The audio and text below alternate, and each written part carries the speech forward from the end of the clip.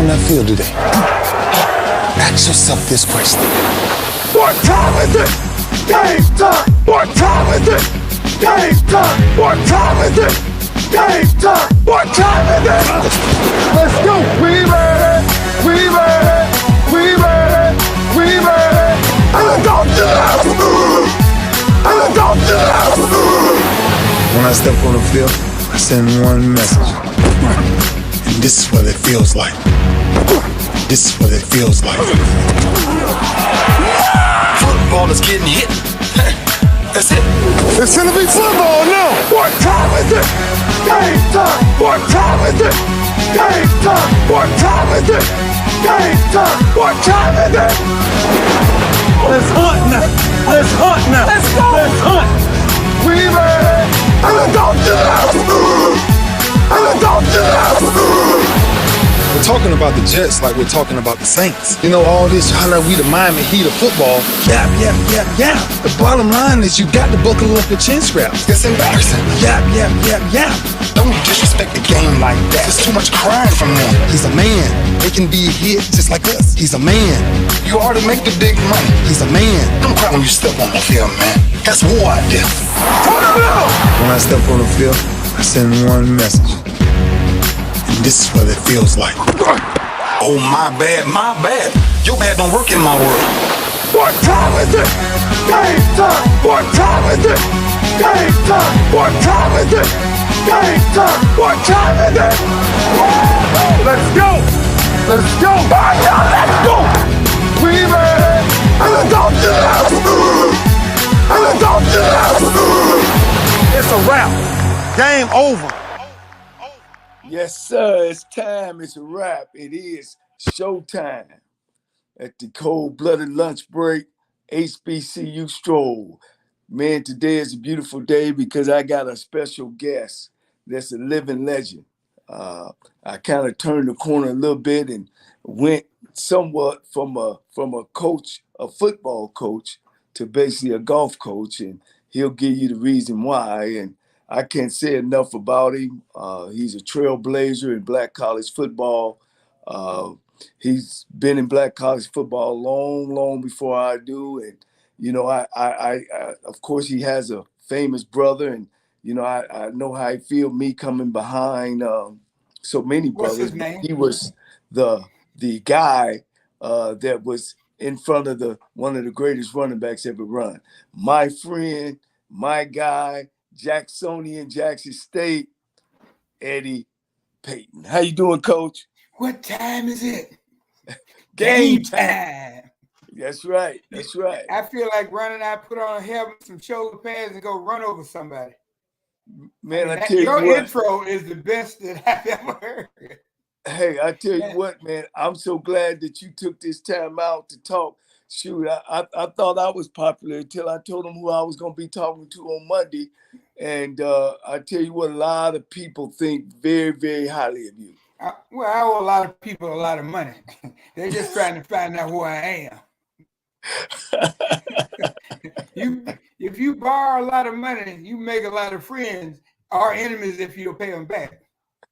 Well, Coach, I appreciate the invitation. I've been an admirer, you know, of you and your brother since you guys started this thing, and your successful career just bled into this successful career, and I'm just proud to be a part of it. Well, you know, Eddie, I kind of got into this because I wanted to, you know, I don't even know why they call this HBCU football, and I think it's kind of degrading because it's like we don't play regular football. We don't play that the field is 53 yards wide and 100 yards long, and you know, I've talked about the disparity between PWI schools and our school. I'm talking to a coach right now, Eddie. You were what, 27 in 31 years, 27 SWAC championships, and you were the golf coach at Jackson State. And of course, I always ask my superstar coaches, have you ever been interviewed or called by PWI to be their golf coach? No, and you're talking predominantly white university. Institution. Correct.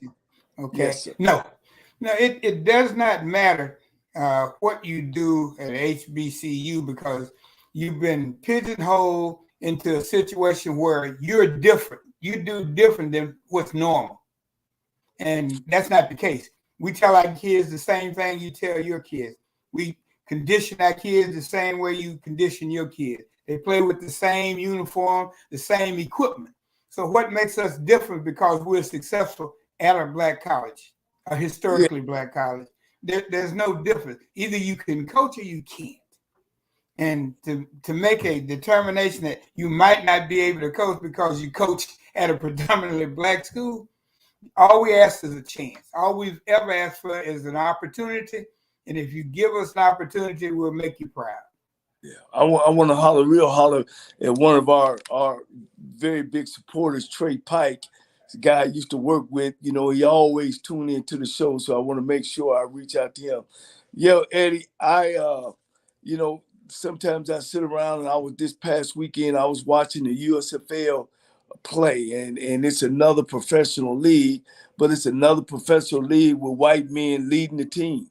You know, I look down the sideline, there's nobody of color that's in any type of decision role. You know, and that kind of upsets me, you know, when I watch it. You know, I just go ahead on and turn it off. I don't understand. You know, you dominate the NFL, you start a new league, and we still not getting no chances.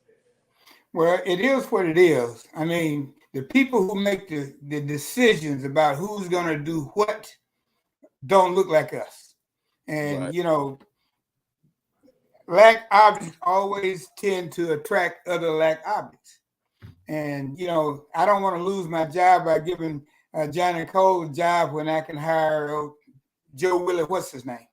Yeah. If Joe Willie, what's his name, doesn't do a good job, he busted. If Johnny doesn't do a good job, the word is that I made a mistake in hiring him. Now my job is in jeopardy.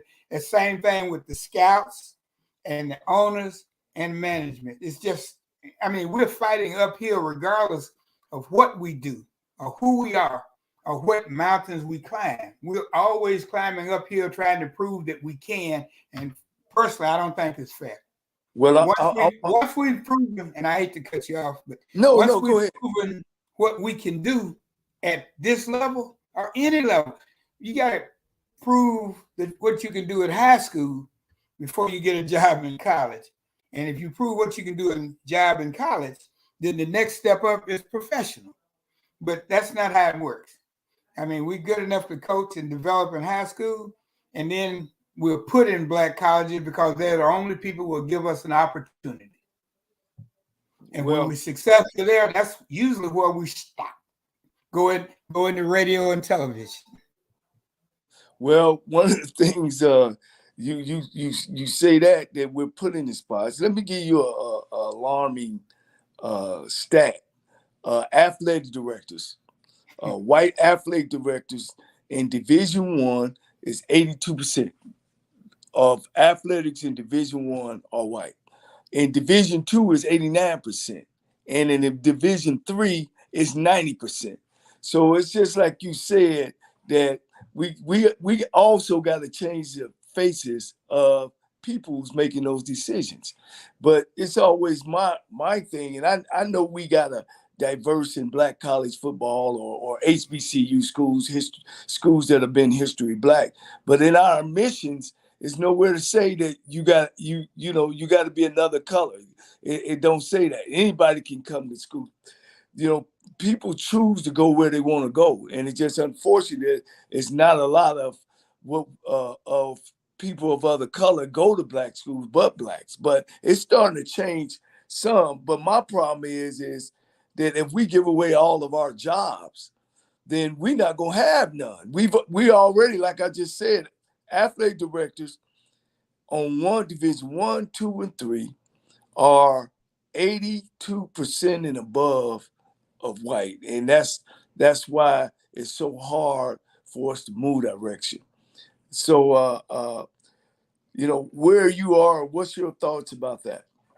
Well, I agree because I had an opportunity to become associate athletic director at Jackson State before I retired, and they chose to go in a different direction. That was their decision, wasn't mine. But when you look at it, if we don't promote our own, if we don't develop our own within our system, people who know what it takes to be successful in our system, HBCU, if you can be successful at a black college, you can just blow the brakes off at another one. What do you call it? Predominantly white schools? Yeah. PWI. I mean, PWI. White. If you can do what most of our people are able to do at black colleges, just think what they could do if they had all the things they needed to be successful with and wasn't having to piecemeal and rob from Peter to pay Paul. I mean, it's just unbelievable. All we need is an opportunity. Right. Let me give you another staggering statistic. In all sports, Division I, 82% of white head coaches. Division II, 84% of white coaches. Division III, 88.7% of all coaches. So I'm a history buff, and I look back at slavery, and it's a systemic racial problem in college sports. It's like we're picking the cotton. Of course, our kids are playing the game. The white assistant coaches are on the horse, and the head coach is in the house. And of course, they let a couple of us in the house. And yeah, I said it, and we got to change that. And look, it ain't their fault. It ain't our fault, of course. It's America's problem. And we got to address it, and we got to address it together. It ain't a one side, we running around. We're not saying that. We're not saying one group hate the other group. It's just something that's there that is not talked about, and it needs to be talked about, and some need to be done. If affirmative action helped us long ago, and we need that. We need the NCAA to be involved. We need the NFL to be involved. We need the Congress, the Washington, the White House to be involved to help change this problem. But the problem is not their problem. It's our problem, because we put our people in places and they go somewhere else to hire our replacements. We don't pay it forward. I mean, if we get in a position, if you become an athletic director, you're going to look for the best possible coach available for that. And if he happens to be black, then you're going to hire him. Right. Because that's the only way we're going to get an opportunity, if we help each other. I mean, you get so many great black athletic directors at these universities that turn white after about a year in because they want to go along to get along. But as opposed to, we need to help and strengthen our structure from within. I mean, if you can coach and know the game, you probably make a great athletic director. You got the gift of gab, and you got name recognition. Right. So it's up to us as individuals, as black men and women, to hire the best possible black men and women that are available who apply for that job. I mean, we wouldn't be doing anything that hadn't been done for the last 70, 80 years. We hire the best coach that's black. They hire the best coach that's white. Right. And unfortunately, it doesn't matter what you do as an athlete. You always question about your intelligence, your loyalty, and your knowledge of the game. But if you're smart enough to play that game at the highest level, then you probably can make a good coach. But you need to go through the steps and make your way back up there, so you know the game from the bottom up, not from the top down. I mean, I don't single out anybody, but you take a guy who's never been a coach at any level other than a volunteer at his son's high school, and you make him a head coach at a Division I university, and you expect him to be successful. Well, the only thing he knows is what he learned in NFL, and by most parts, what you learn in NFL don't translate well to college. I mean, you have to teach kids in college. You have to develop and motivate kids in college. At the NFL, you just pay people. And if he can't play, you go get somebody who can. You just move in and out. That's not what college is about, not especially black colleges.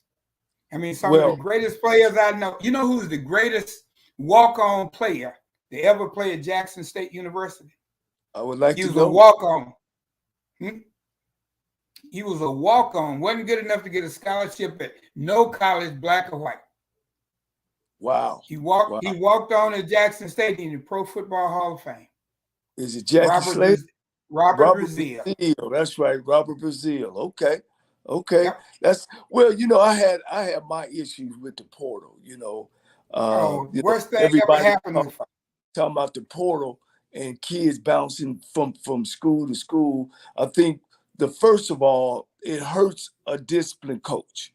So now the disciplined coach is about to be past tense. Now you got to pacify all your kids so they won't transfer. Number two, to me, and most important is, what about the kid that's slow developing? Now he's lost his scholarship because he can't play. And now he's out in the street or back home with his parents and don't have nowhere to go. He could go to some junior college, or if he won't get picked up by somewhere else. This kid now is out of education that can provide for him and his family later on. Your thoughts on that? Well, the first thing is the NCAA tells you when you sign that letter of intent, you can't lose your scholarship for lack of athletic ability. If you can't play, we just stuck with you. That used to be the case. But with the portal now, coaches be passing out players to other coaches. I got John want to transfer. He's a good player. He's going to be a great player. I get rid of John. You take John for me. Portal, the worst thing that ever happened to college football, black or white. Yeah. Because it takes out the loyalty that the kids develop by being given an opportunity to play at these schools, and it makes them mercenaries. Any kid that will transfer has a problem because he's not playing, and the problem is he doesn't want to compete. If you go out and compete every day like you're supposed to do, and beat him out, you're gonna play.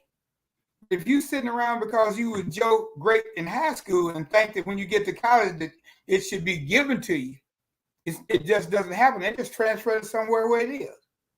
I mean, it's too easy. The way it was, because I'm old school, the way it was the best way. If you transfer up, you have to sit out. If you transfer laterally, you have to sit out. If you transfer down, you can play right away.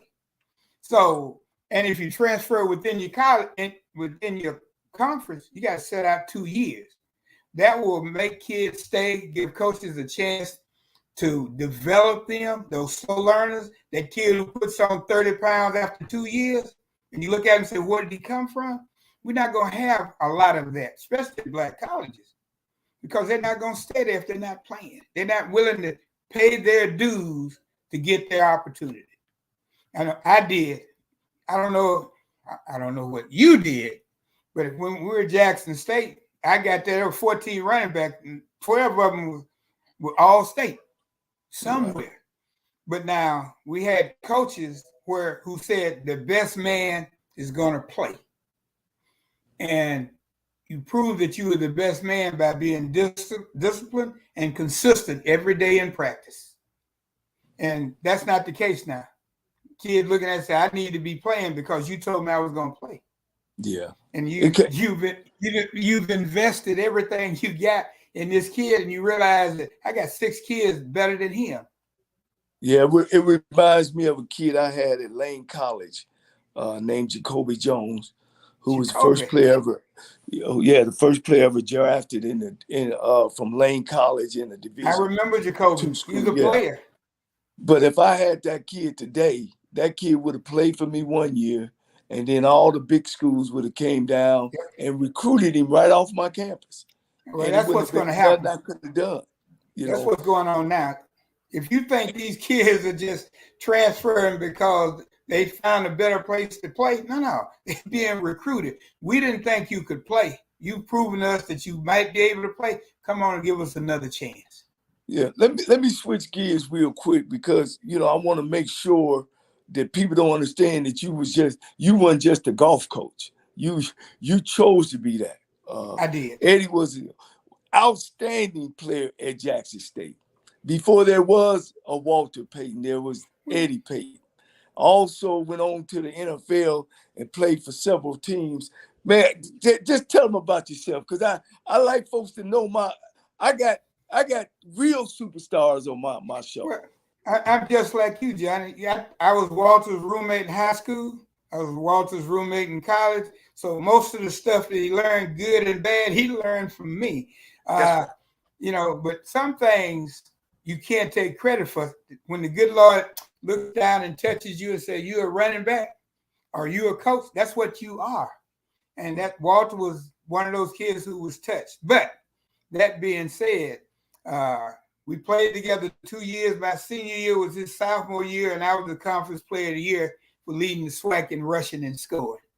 Yes, sir. Yes, sir. When he got to the NFL, he set a standard. Of course, I couldn't touch that standard, but when I got an opportunity to get to the NFL, I set my own standard so people behind me would try to catch up with what I did. And I was fortunate enough, or blessed enough to be on some teams that gave me a chance. And I proved what I could do by being consistent. And let me ask you this for everybody to know. Why you didn't choose to coach football? They fired football coaches at all schools. I mean, you're a winner, you're a loss to Alcorn away from being fired every year. And the reason I went back to Jackson State and I chose golf because I love the game. And Jackson State had won one championship in SWAC championship in golf in their history. And they started golf program like 1948. He won one conference championship. Wow. I went to Jackson State. My sister went to Jackson State, and my brother went to Jackson State, and all three of us was there at the same time. When you get an opportunity to go back and repay your university for what it's done to your family, you take whatever they have available. They needed a golf coach, and I basically volunteered for the job. Right. And go ahead, finish up. Go ahead. And have no regrets. Right. It's you made me go back and think about the 3 times. People don't understand coaches are hired and coaches are fired. It ain't, and what we do is we character assassinate a coach when he gets fired. That's not the 3 jobs I lost. Pete Richardson let me go at Southern University. We had just won a national title there. At Alabama State, we just finished. We won 2 back-to-back division champions, and we were doing great. At Texas Southern, of course, I just had won the championship. Finished number 2 in black college football. Done something that nobody's ever done with the school, and I had been let go. So, people, they jump on, oh, man, he got fired. What happened? Man, it could be anything. What did he do? He's a bad guy. He's a bad guy, especially if you this color. What people on the outside don't understand the difference between the people you work for and say Saban over to Alabama, all of his assistants, he helped them get to be head coaches somewhere because he taught them what they needed to know. And you teach a young person, so he'll go out and become a great person. I mean, they talk about Jimbo Fisher. He was lucky to have a job in Alabama. Saban kept him under his wing. Now he's the second or third best coach in college football. So we don't do that at our schools. No. We are, whatever it is, whether it's envy, jealous, insecurity, we try to get rid of a young coach who has something on the ball, can recruit and motivate. He becomes a threat as opposed to a working piece that I need. Yes. I mean, I don't see how that either one of you, LC, and not coaching somewhere, black or white college, because you can coach and you can recruit and you know the game. It bothers me that we'll hire somebody who's never coached at this level right off the streets and give him everything he wants. Eddie, I say off the couch. Yeah, and give him everything he wants. And you got guys who've proven what they can do here in this type of situation. They can make something out of nothing, because most of us have a lot of nothing and very little something. I'm great to take you back now. Jackson State has always, when I came in the conference in 1981 and we went to Jackson State, I seen 25, 30,000 people every time I stepped in Jackson State's stadium. There's always been crowd. It's always been big time. Back when I was in school, and I know you're going to go back deeper than me, y'all always competed against Ole Miss, Mississippi State, Alabama on getting black players. Go ahead. Well, what we did, we produced the type of atmosphere where a player could go and play because he was the best player, didn't have to play with politics, and compete against the best athletes on a daily basis. Hence, we had every year when there was a draft, it always started at Jackson State. The year before I got there, they had led the nation in draft charts. They had 12 kids drafted. They tied Michigan State with Bubba Smith for the number of kids drafted from a black college.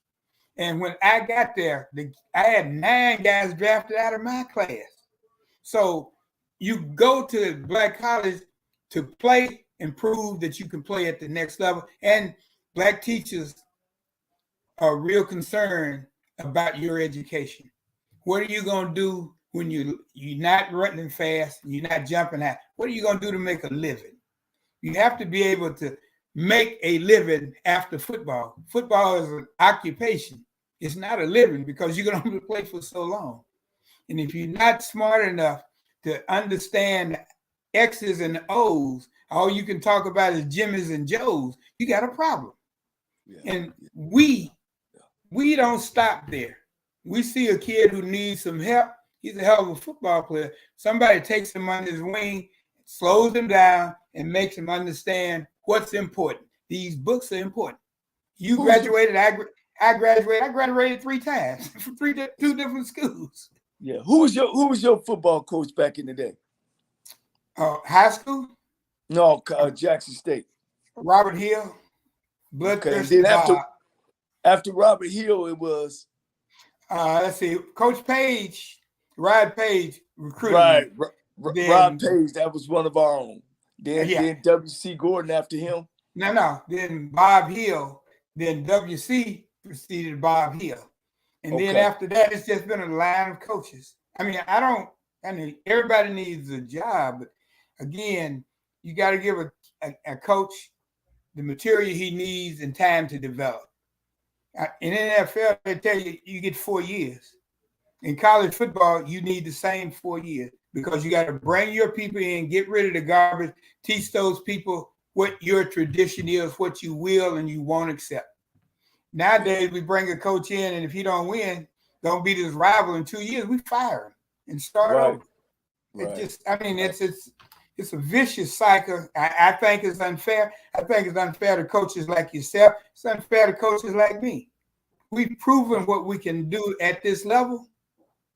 And now all of a sudden, they won't give us an opportunity. And worst case scenario, we won't give us an opportunity. That's what my show is all about.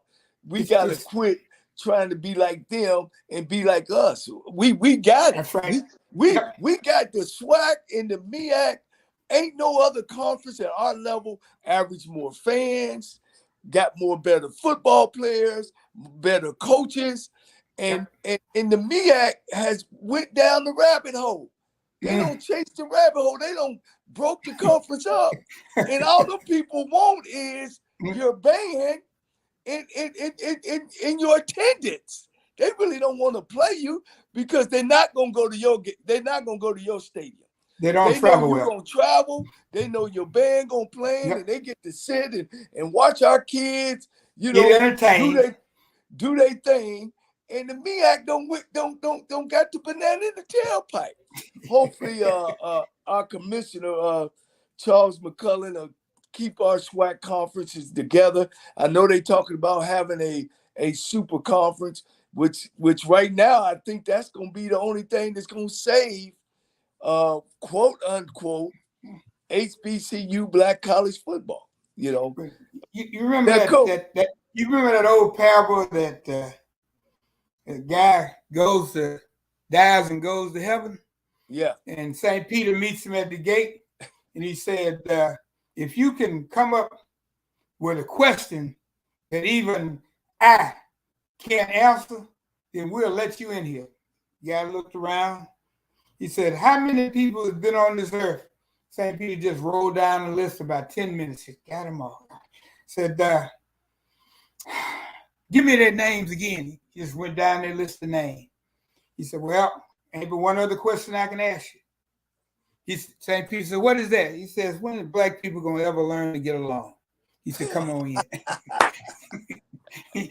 I mean, nobody can answer that question. And if we can't learn to get along as a race of people, we're falling further and further behind because we're not the minority in this country anymore. Yeah. We're not. Yeah. If we're not, the other minorities are catching up with us because they're helping each other. Right. I mean, I'm not a racist or a bigot, but every time I go to a toasting, I realize some people are helping each other and some people are not. Yeah, yeah, and helping each other too is not taking a good guy. And let's use Coach an example, and I could use myself. You know, of instead of working with me and working through whatever issues we had because they won life and death at Texas Southern, and we had won for the first time in 40 years. It was great moving to a new stadium.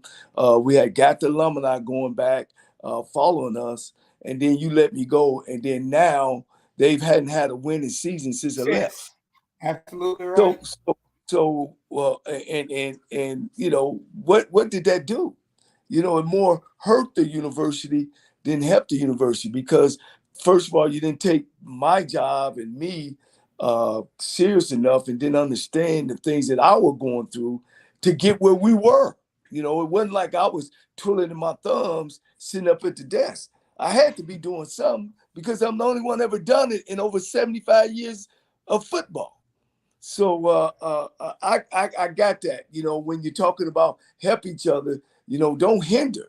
Because sometimes you can put your friend in a position and he don't know the position. Now you hinder everybody around. You put but that's what we've been doing. So we've been putting our friends in these positions that not ready for the position, as opposed to putting them in a position, bring them along so they can learn, so they get to the point when you feel confident that they are ready. In your case, I think you, as the old folks said, what happened to you, you should be pregnant. For what they did to you in Texas, so you should be pregnant. I mean, you should. That's the nicest way I can put it on in front of all your great fans. But you're not the only one.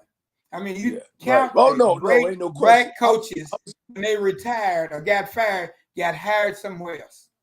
Yeah, most of them are retired. It's almost like when you become a head coach at a black school, that's where you stop. It's like you might as well go ahead on retire. It don't matter what age. Nobody else is gonna hire you. Let me say something about you.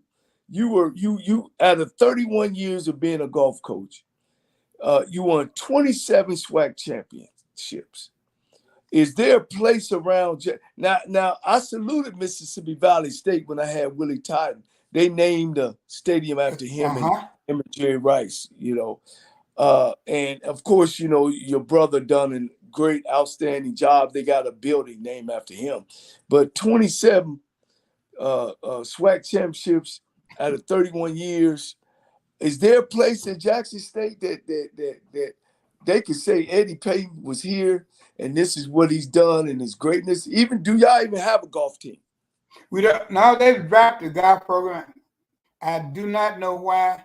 I've heard rumors that they're thinking about bringing it back. But, when you get to where you're 21st in the nation, historically black college, and you get to 21st in the nation, you got 90% of the kids who are playing for you on partial or full academic scholarships. You raise $92,000 a year so they can travel, play, and dress. You had companies that are asking you to wear their equipment so you can represent them, and then you stop. All of that stops. So to start from scratch, you'd be starting from where I started. We didn't even have golf bags when I took over the program. But see, Eddie, this is what we don't do, and we talked earlier about we don't love each other. Your last name, your Peyton name, should go down in empathy with Jackson State. It should never go away. Well, I can say one thing about the PWIs. That's what they do. They take care of their own. They don't let history. They keep history there. You're absolutely right. They appreciate history. They appreciate history and success of their people. And they want everybody who follows, generations to follow, to be able to come back there and say, who is this guy? This is what he did. All you do is tell them why this guy's up here. We're the other way around. I looked at the Walter Payton complex over on our campus at Jackson State. They're knocking down walls to put football lockers in there. And it wasn't designed for that. So again, if you don't appreciate history, then you'll never repeat the success that you had in your history. So, I mean, it is what it is. We're on the outside looking in, but I'm an alumnus. I have an opinion. But now, our alumnus who don't put in any money can't have an opinion. Well, I'm telling them you don't have a platform because you don't put in enough money to have a platform or an opinion. Well, I'm telling them alumni they need to do something for Eddie Payton over there at Jackson State. Well, look here, Coach. They graduated me. My daughter played 4 years of golf for me. Made all SWAC 4 times. Was the player of the year 2 times. Went to 4 NCAA.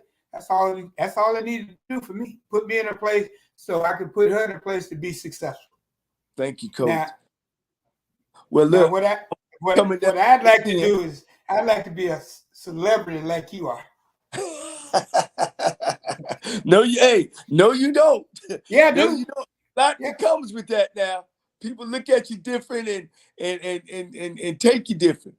But Coach, your last words about, I'm gonna change subject. We got another subject to talk about, the last part, but I can't say enough about how great you are, and I've watched you, and I've known what you've done and the things like that. Any last words?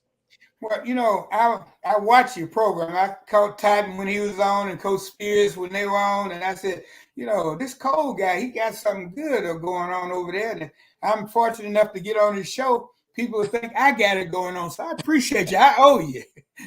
Oh, well, checks in the mail. But look, it ain't over. I'm gonna get you back. I'm gonna definitely got to bring you back. You're interesting. A lot of people, you got a lot of folks following you and wishing you well, and I thank you for coming on to the show. Well, I appreciate the invitation because, as the young folks say, you're up and coming, and I just want to get caught in your waves so I can get pulled forward. So one day I'll have my show. And I love you. The Eddie Payton and Johnnie Cole show. That'll work. That sounds good. That sounds good. But again, I appreciate you. I appreciate what you do. I respect what you do. I respect you as a coach. I'm telling you, you two cold boys as a coach. Can I say N-word on your show? No, I can't. But look, you two cold boys as the coaches N-words, I know. We love you. Now, Coach, when me and LC come to Jackson, we're going to come and watch a game. We come to get you. We come to pick you up. I live on a golf course. Bring your clubs. I got a lake 5 miles from my house that's full of brim, bass, and crappie. You don't even need to bring a pole. Just bring an attitude. I'll provide everything else. All right, Coach. Thank you. You're always welcome. Keep up the good work, and God bless. Thank you, Coach. Well, that was Eddie Payton, legend, history on SWAC football in Jackson State. But something happened over the weekend, and basically at my university, at Texas Southern University, with Coach Cynthia Cooper. And, I just felt that I needed to make some comments on it because a lot of people get coaching the wrong way. A lot of people I know on HBCUs, we fall in love with letters, meaning the NFL, the WNBA, the NBA, the USFL. We fall in love with letters. And when you talk about coaching, you talk about coaching young folks and developing them to be better. It's not all about trying to send a kid to the NFL. It ain't all about trying to send a kid to the NBA. It's all about giving them opportunity to graduate from school. A lot of Black kids come to college necessary when we're talking about Black athletes, really not to graduate. I get that. I'm looking at one. I got my opportunity to go to school because I could play football and I could play basketball. And in the meantime, I figured, man, I can graduate from school and if this NFL or this NBA stuff don't work out, I can move on with my life and be positive. So it is a good thing for a kid. A reason a kid to come always ain't about education, but when they mature up, they figured it out. What went on this weekend, and I asked AJ Jones to get on with me about how, and I want to speak from how does a coach supposed to coach his players? Coaching is about teaching, and when you teach players, and anybody knows that's been in education, it's all about being positive with them, and it's all about getting that extra up out of them. And I know back in the old days, I've been talking to people about this subject, and and I've heard people say, "Oh, well, these kids they listen to Megan Thee Stallion and Carly B and all this craziness on the radio show." And so my question was to them was, wonder if that was your daughter being coached that way? Is that how you raised in your house? Is that what? Because a kid listened to this radio, because we listened to different stuff back in the day too. But that's just where it was. We weren't expecting our parents, or we weren't expecting people that we look up to talk to us in that kind of nature. I've coached for 36 years. I've never, ever, and I recommend any coach, any player that I coach could tell you that I never got or charge them or attack them in any type of personal way. And I'm a male coach, and I know I've heard all the male players and male coaches, oh, that's locker room talk. Not for me. I don't sit in the locker room with players and talk like that. I've set up with our coaches, and of course, we had some personal conversation, but I never thought and never did, and I made sure that my coaches never, ever challenged a kid. I coach football, and oh man, you ain't tough enough. Well, he out on the field. Oh, you ain't got enough heart. Well, he's out on the field. And I just think some of the stuff that I've read this weekend, and of course the allegations, but because the kid listened to different types, and they say the kids are different now. I just don't necessarily. I think we raise them different now. I think and raising them different now, and I think a different set of laws are in place now than what it was. But I'm gonna turn it over to AJ, let him tell you his thoughts. That's kind of my thoughts, and then we'll go back and forth on how we feel and where we are today with this situation. No, Coach, don't turn it over to me. You lead it. You lead. Look, I'm sitting in a poorly lit office listening to you and legendary brother Walter Payton, Eddie Payton, man. Great interview. And man, y'all brought up some real good points, as you always do here on the HBCU Stroll. But you had some feelings about what came out about Cynthia Cooper. You've been hearing rumors about that for a while. So tell me your thoughts of. Well, like I said earlier, let's cross the line for you. Let me ask you that. Well, I thought that, first of all, we at Texas Southern, we hired her twice. Right. Okay. And actually, we brought her from Prairie View, Texas Southern and Wilmington, USC back to Texas Southern. Right. So some of this behavior had to already have been displayed. Matter of fact, that was the joke, because she came in after me. And the joke was, oh man, she be cussing these girls out. And they actually said to me some of the things she said. And I'm not talking about students, I'm talking about alumni as well as employees on the campus on the first time that she came. And then, of course, this last time I've heard it. One of the stories was they had to move the radio personnel from one side of the floor to the other side of the floor. And I just wanted to, and I had displayed to some folks that you don't have to coach that way to get what you want out of a player, and you don't understand. And you coach players differently as well. I wanted to ask you. You got a daughter now, Greg, go to Southern University, right? Yeah. Is she an athlete? She's on the dance team, so she's trying to be that's athletics down on it. It is. Look, they have a big national competition and everything. So yeah, it is. So let's use your daughter example and call you daddy. Such and such a teacher called me and told me, I need some D. Yeah. To be good at this. Yeah. Your thoughts? So I guess that's where it went for me. If it was about her coaching hard, well, you and Coach Payton just talked about that. The transfer portal makes it hard on the coaches that coach hard. If it's just about, she was in your face, she was trying to get the best out of you, that's one thing. But I feel like it crossed the line when it got into the vulgarity, when it got into sexuality, when it got into things that, are just inappropriate from a coach to a player or even a instructor to a student level. And if we're going to call them student athletes, then I don't want to hear about they're grown. I don't want to hear about they need to mature and what that, you are the adult in the room. So you can coach hard, you can yell, you can scream. Because if we're talking about that, then go get in Nick Saban's face and call him out. Go get, the coach over at Lane Kiffin and all those other, go get all of them as well. If it's about coaching hard and cursing and stuff like that, because that's normal.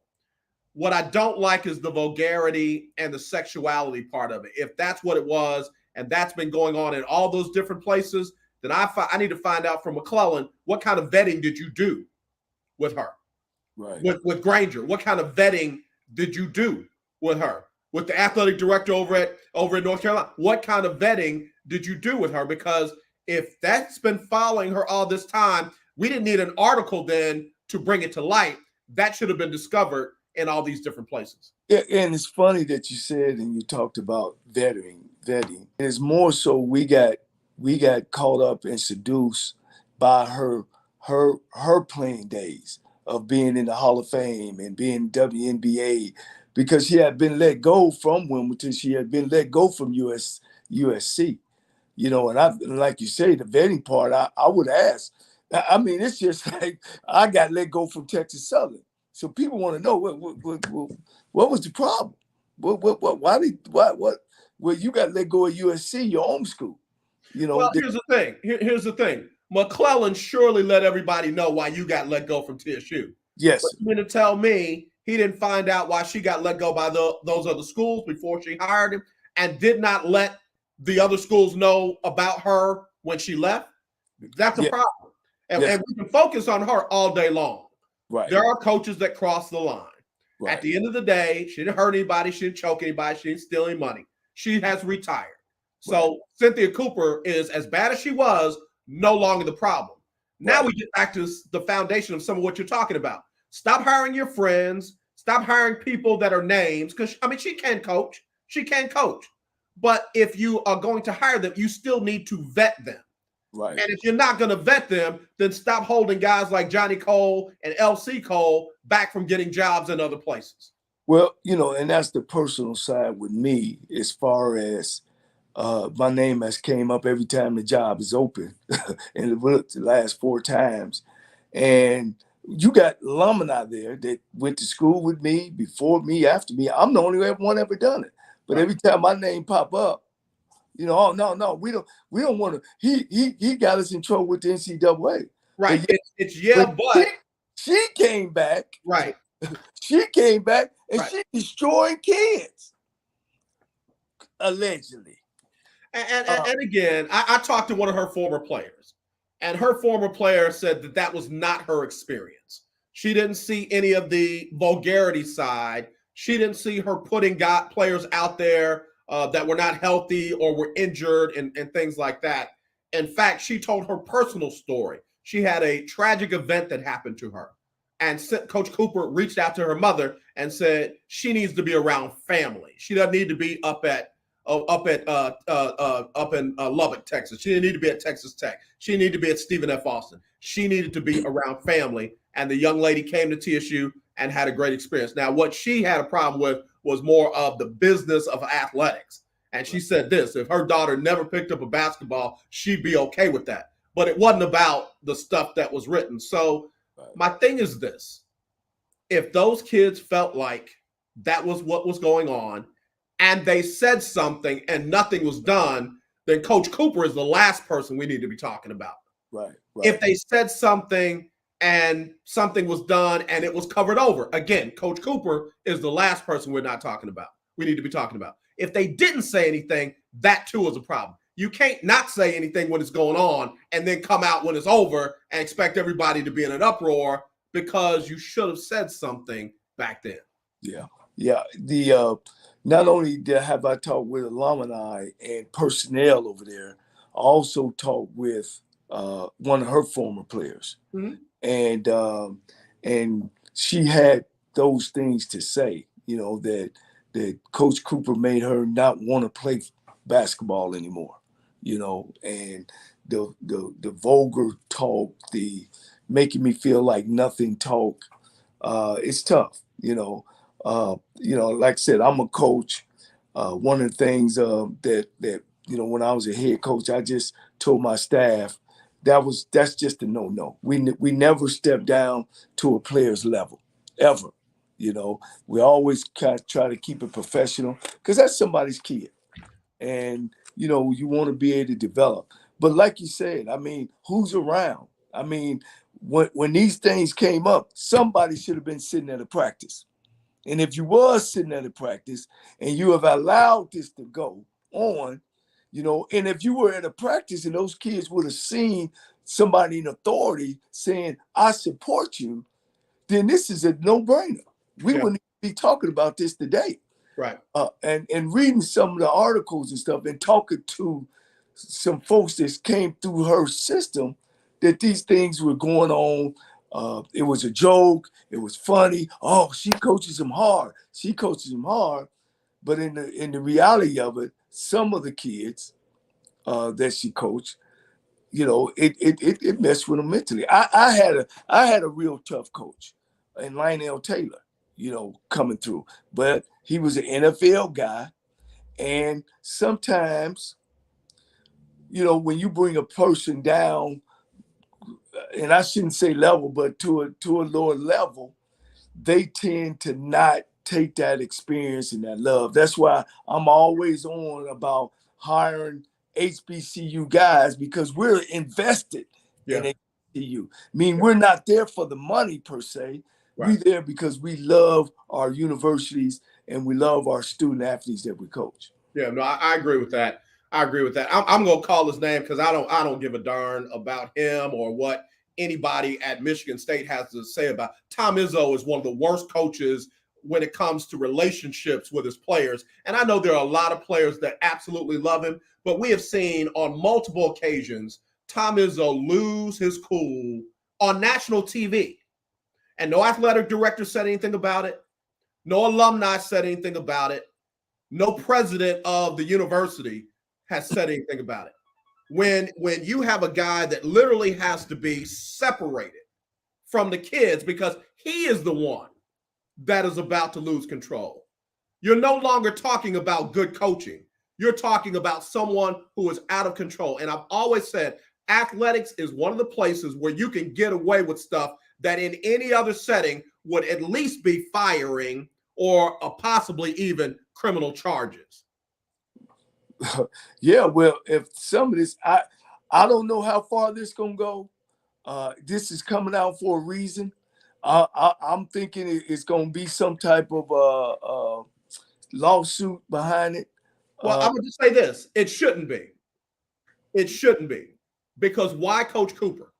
Why Coach Cooper? Out of all the other coaches that have done stuff like this, why Coach? She's not the first. She's not the last. The Athletic chose to write the article about her, and that's fine. But if they did the same kind of investigation into a Tom Izzo, if they did the same type of investigation into a Nick Saban or Jimbo Fisher, who literally went out on a field in a game and grabbed a young man by his face mask, pulled his mouthpiece out of his mouth, you mean to tell me that's the first time he behaved in a way like that?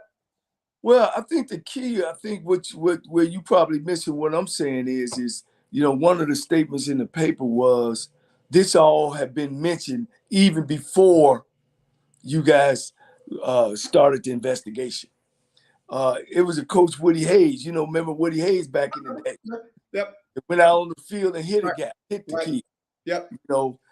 There's been some coaches that's been let go for that type of action. And fortunately for Cynthia, being the person she was able to retire and hopefully move on with her life. And that's my point. So Cynthia's out of the picture. She ain't coaching nobody else. You can ban her from coaching. Nobody, they can blackball her, so to speak. But the issue is not Cynthia Cooper. The issue is the system that was around her that allowed those things. I'm talking specifically the graphic, pornographic, vulgar talk, that kind of stuff, to allow that to go on, and nobody did anything at 3 major universities. Cynthia Cooper is not the problem. And if you go after Cynthia Cooper, then you better go after PWI coaches that we know have had visible, I'm not talking about heard about, visible, we've seen it for ourselves, problem, then you got to go after them too. But if you go after the system and the environment, then I believe that you can do some good out of this. Well, without a doubt, it's a learning hopefully for a lot of universities, to make sure that they listen to some of the players sometimes, and also, you got to go by those practices. It's just like a head coach. He got to walk past all his position coaches' drills to make sure they're doing what they're doing. And hopefully this won't happen again. But coach, you can't tell them to get the hell off your field. Coach! Is that right? Hey, that's okay. That's really letting him know you out of here. You have to use another term. You're out of here. But no, hey, it's done. Hopefully, everybody can move on, and my university can settle back down. And I hear they don't chose another coach, Coach Skeet from Texas A&M. I think she'll be taking over pretty soon here. I think with all this was going on, they kind of put a press conference back to be able to celebrate her coming in and starting her era of women's basketball. Yeah, she has reached out to me. I reached out to her. She reached back out and said that she needed stuff to kind of settle in before she'll be ready for some interviews. So I know you're working on her as well, but we definitely got to get her on your show and, find out what she's all about. I think she's young, though. I think she's young. Yeah. I'm not saying she's immature or anything like that, but, they might be going with a little youth movement over there. Well, she's an HBCU graduate, Alcorn State, Right. I'll take that. We all in it together. Yeah. And, I look forward to her coming in and and getting things done. And we're going to work with her, and we're going to make sure that we put TSU back where it needs to be. Yeah, hey, listen, the men's side is locked and loaded. She's got to get that women's side. And she's got some players. If those young ladies stay, she's got some players. I followed their program, so she's got something to work with. The cupboard is not bare. All right. Hey, till we meet again, same place, same time, as they used to say in the day, same bat channel. All right, Coach, take care, man. Let me get these commercials run for you. All right.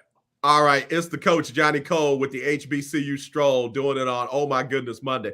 As y'all can see, I'm just sitting in an office right here monitoring the show, but I'll be back tomorrow with Talk Your Team Tuesday. Without further ado, let me let you hear from a couple of our sponsors and, of course, Sybil Wilkes, what you need to know on the lunch break. Y'all take care and tune in next Monday for the Coach Johnnie Cole and the HBCU Stroll.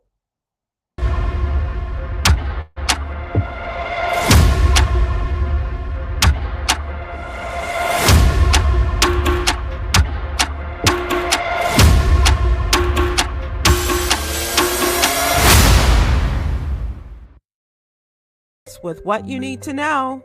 It's Monday. Yep, we're back at it. May 9th, 2021. Number 1. In March, the country's annual inflation rate increased to 8.5%, the highest in over 40 years. A 2021 Bank of America survey has confirmed what many already know, how inflation hits racial groups unequally. Whether it's unemployment, the increasing cost of fuel, housing, or grocery items, people of color are often penalized at the gas pump and other cash registers at far greater numbers than white counterparts. Number 2. 2.5 months into the war in Ukraine, there are small glimpses of hope in that country as it continues its battle against the invasion by Russia. During her weekend trip to Eastern European countries, First Lady Dr. Jill Biden made a surprise visit to a western city in Ukraine.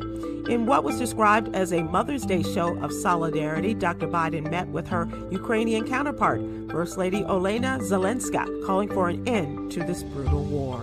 Number 3, COVID continues to affect the return of our popular events. Willie Nelson is one of the main stage artists who canceled his performance at the New Orleans Jazz Fest and Heritage Festival after a case of the coronavirus hit his band. No replacement for the musician activist was announced. This news followed Melissa Etheridge's announcement that she too had to cancel her weekend performance at Jazz Fest after COVID hit her crew. But the great Mavis Staples stepped in to save the day there. Number 4. Since a group of 4 Black women spearheaded Crown legislation protecting against hair discrimination in 2019, it has passed or inspired similar laws in 14 states. Residents of states and jurisdictions without such protections in place are still being penalized for hair texture and protective styles, including locks, cornrows, twists, braids, bantu knots, and afros. Dyree Williams, a 17-year-old in Houston, has not been allowed to attend classes at his new school due to a dress code policy stating that braided hair or cornrows will not be allowed. The school reportedly denied the family's request for exemption after a meeting in person, and the district then denied a request for religious exemption. Number 5. National Nurses Week is underway, and the week of celebration continues until May 12th, the birthday of the founder of modern nursing, Florence Nightingale. Although many have honored the real bosses of hospitals and medical practices, the pandemic put the spotlight on frontline workers like nurses. The Nurses Week 2022 theme, Nurses Make a Difference. Check out the numerous businesses, including restaurants and clothing companies, offering freebies and discounts to our modern-day nurse heroes who make a difference every day. Here's your daily inspiration from Yogi's Jewels. Do the best you can and be patient with yourself. All right. Join me today live on YouTube and Facebook at 7 p.m. Eastern, 6 p.m. Central with comedians Chris Paul and Huggy Lowdown and social justice activist Coy Malone as we discuss today's top headlines and more. In honor of Mental Health Awareness Month in the month of May, we are partnering with the Public Welfare Foundation to give away $500. $500. Go to my Instagram, Sybil Wilkes, for more information and to sign up. Thank you to our What You Need to Know partners, Alpha Kappa Alpha Sorority Incorporated and the American Heart Association. To subscribe to my free daily newsletter, please visit SybilWilkes.com. Be informed, be empowered.